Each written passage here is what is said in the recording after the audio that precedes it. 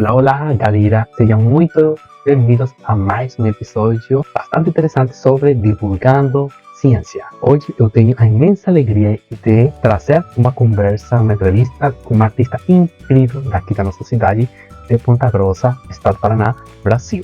Ela é referência aqui na nossa cidade, conhecida pelo seu trabalho artístico que mistura cores, formas e muita sensibilidade. Estou falando de Ruti Rumi. Ela é uma artista visual, ilustradora e professora de desenho. Desenvolve trabalhos que unem poética visual, memória urbana e ancestralidade japonesa. Sua formação é multidisciplinar. É graduada em farmácia e bioquímica pela Universidade Estadual de Ponta Grossa, com especialização em análises clínicas. Posteriormente aprofundou-se nas artes, com especialização em poética visual pela Escola de Música e Belas Artes do Paraná. Ela é mestre em ensino de ciências e educação matemática pela Universidade Estadual de Ponta Grossa, onde a gente se conheceu, a gente foi colegas da mesma turma do mestrado. Ela participa de vários projetos de arte na nossa cidade e hoje, na atualidade, tem um projeto muito legal que é Desenhadores de Rua. Então eu trago esta entrevista para vocês aproveitarem ao máximo esse bate-papo nosso da arte e da ciência, envolvendo certos aspectos, inclusive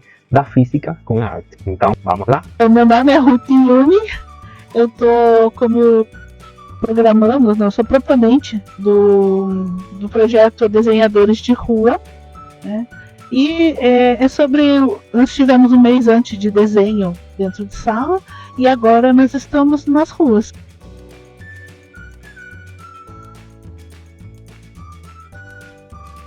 Olá, galera de Física Imersiva. Estamos hoje com um vídeo bastante diferenciado porque estamos relacionando a arte com a ciência. En esta oportunidade eu estou com uma colega bastante querida que é a artista Ruti de Ponta Grossa, da cidade de Ponta Grossa, Paraná, Brasil. E ela está, compartilhando com a gente, né, um pouco dessa arte de rua em um projeto que ela participa. Ruti, então, a gente estava batendo um papo aqui com essa questão da física e a arte, né? Como você visualiza a física na arte que você cria? É que do meu conhecimento da parte de física, eu relaciono a parte de cor. De cor. Uhum. A cor é um elemento assim que eu acredito que ele faz parte dos estudos, né? Vamos dizer assim, quando se fala em termos de conteúdo, né? Fora isso, eu acho assim que tem, por exemplo, às vezes eu entendo que eu faço umas medições na minha observação, né, no meu pensar, isso tem a ver com deduções básicas, sei lá, o sistema da alavanca. Geometria, né? Também geometria e perspectiva, né? Exatamente, é perspectiva. E assim, o porquê que o procedimento manual que eu faço, ele me fornece aqui essa parte de, né, material para como é que eu vou dizer, que eu consiga fazer com que eu capte a direção das retas, né? Que é o exercício que eu estou fazendo agora, quando eu faço esse movimento aqui de alinhar o lápis e a leitura ali, eu consigo fazer com que eu pesque a posição. Por exemplo, se nós formos de frente, a gente sabe que o prédio está equilibrado, né? Mas desse ângulo, estaria, né? ó, você consegue ver a inclinação, ó, colocando o lápis assim.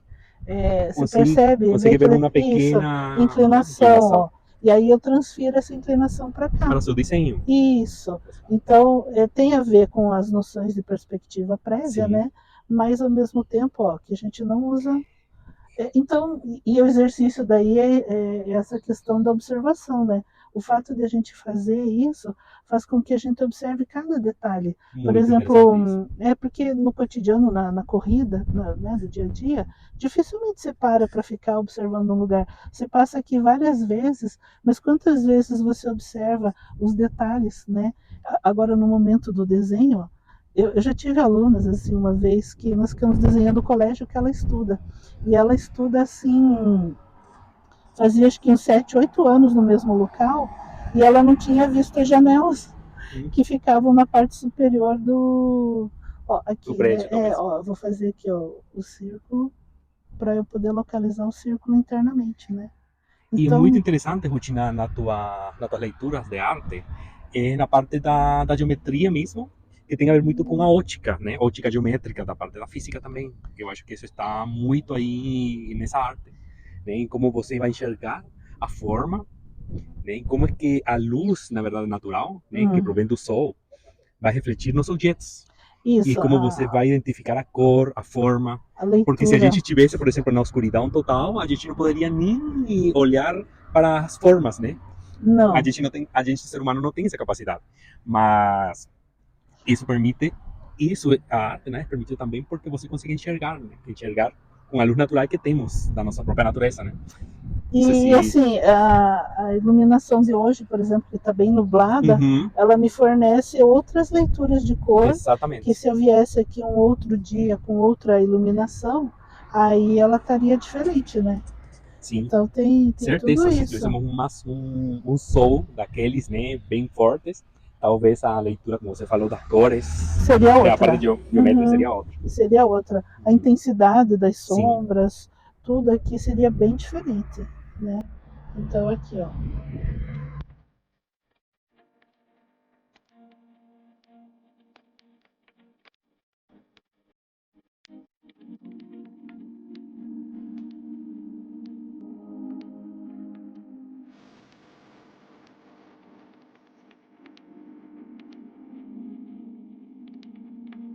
Que tanto a arte quanto a ciência são funções de um mesmo cérebro humano, sabe? Sim. Então, nesse sentido, não tem assim essa separação, essa divisão. Porque o cientista pode fazer arte e o artista também lidar com a ciência, né? Então, o que está errado, eu acho que é o entendimento da separação, sabe? De que essa não noção... teria como separar essa noção de querer separar as áreas, né? Eu tive um colega também que participou, né, no mestrado. Ele dizia assim, ele retomou o desenho depois de muito tempo, e aí, só que ele sentiu um certo remorso, sabe? Ele dizia assim, eu deveria estar fazendo não sei o que, estou procrastinando, né? Aí eu falei assim, não, mas às vezes o cérebro precisa, às vezes o tempo que você usa na arte, a arte ela reorganiza as ideias, as impressões. Então, às vezes o cérebro está descansando e procurando outros meios, né, de encontrar a solução para uma coisa. Nem sempre é procrastinação. Às vezes é o cérebro procurando respostas com outros olhares. E isso é da arte. A arte é que sempre está propondo olhares, ele olha, ele reordena, reorganiza, reinterpreta. Então tem várias questões nesse sentido. Sim, eu acho muito interessante isso mesmo, da tua fala. Que a arte vai trazer essa diferenciação, né, de visualizar o mundo. Então, não teria uma das tuas falas, é isso importante, não, tipo, não tentar separar as áreas, né, a física, por exemplo, e a arte. Não teria como ser elas tipo, trabalhadas por separado, porque elas se complementam. Igual que em eu outras acho que é do ciências, ser humano, muito né? A interdisciplinar. questão da curiosidade, a questão do, sabe, e trabalha um pouco do emocional junto, né? Então eu acho que é muito assim forte quando as pessoas se mantêm. Eu estava tendo uma conversa lá com eles falando sobre isso, sobre a questão às vezes dos traumas, sabe? E eu penso assim que às vezes a questão do desenho é uma das coisas bem sensíveis assim, Sim. porque eu noto que as pessoas se, não sei se a palavra é economizar, mas elas se inibem de desenhar caso elas não tenham assim um respaldo. Na verdade, eu vejo deficiências no compartilhar o ensino, sabe? Eu acho que tem muitas técnicas que elas poderiam ser utilizadas pelas pessoas para se manifestar, sabe? Sim. Porque o desenho, né, é designar, é você criar a sua marca, né? Você realizar a sua marca. Então, antes de você dizer que você desenhou certo ou errado, na verdade seria o seu sinal, a sua marca, sabe? Porque, né, de repente você olha aqui, eu estou fazendo bastante rabisco, correndo aqui. Quem diz que isso é certo? Por que ele é certo? Por que ele não é certo? Né? É tua forma, né? É a minha forma, percepção, né? Com várias considerações aqui, né?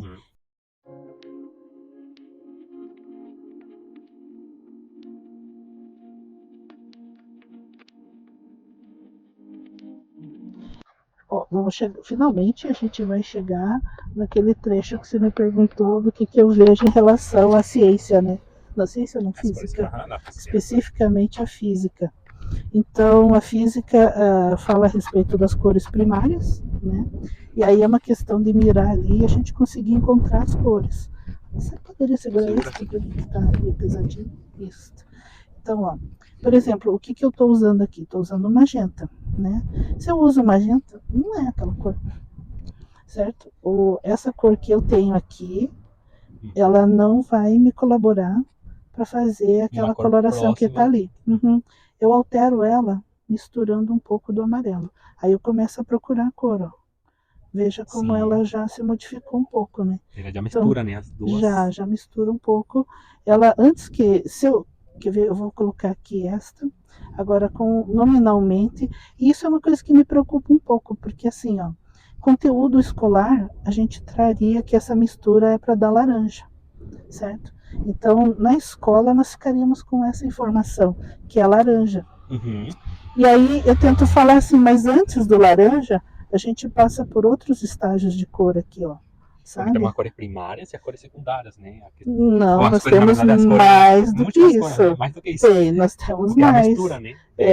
A gente tem mais do que simplesmente as primárias. Eu não sei, esses dias eu estava dando aula e eu cheguei à conclusão que essa classificação ela ajuda muito como conteúdo escolar, sabe? Sim. Porque você consegue simplificar a matéria. Nossa, eu acho que eu eliminei uma fileira de janelas aqui. Eu faço isso às vezes. Aqui, ó. Então, ficou manchadinho por causa da tinta que sai, né? Depois eu vou trabalhar ali. Mas, ó, é a magenta. Então, esse aqui, a cor secundária seria o laranja, né? Mas se eu mexer na quantidade da cor, eu consigo ali o vermelho que está me faltando aqui. Esse meu vermelho, falar a verdade, em relação ao que a gente consegue ver hoje, ele está um pouquinho claro, né? Talvez por influência da falta de sol nublado, ó. Então eu vou escurecer um pouquinho, ó. Veja. Que cor que eu obtive aqui, ó. Você viu que eu coloquei um pouco de azul. Uhum. Então, essa foi a mistura.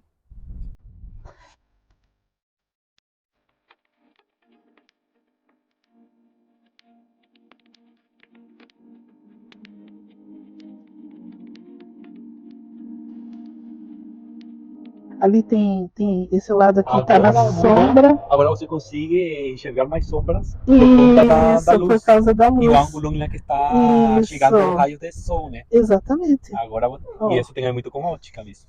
Ó, e na parte da arte, eu coloquei mais água, deixei mais espaços em branco para poder fazer. Já começaram a aparecer as sombras. Isso. E mais sombras, seria isso. Tá? Então, vamos lá adiante. Daqui a pouquinho, ó. Vamos fazer essa sombra, ficou amarela. Ali. Eu normalmente não faria, sabe? Porque, vamos dizer assim, o conjunto todo que eu fiz aqui, eu fiz sem ela, né? Mas, ó, dê uma olhada ali. Sim, você iniciou. Essa dali, ó, essa que eu tô fazendo aqui, essa que tá projetando no portão. Luz, né? Agora já temos. Já tem, aham. E veja que daí pro desenho ele faz diferença, né? Qual que é a sua rede social que você mais utiliza para a divulgação da sua arte? Eu estou no Instagram, no @Ruth_Yumi. Esse seria teu Esse é o Instagram pessoal? Isso. Daí você divulga a tua arte ali. Alimentar mais assim, né? Porque os outros não estou dando conta, não.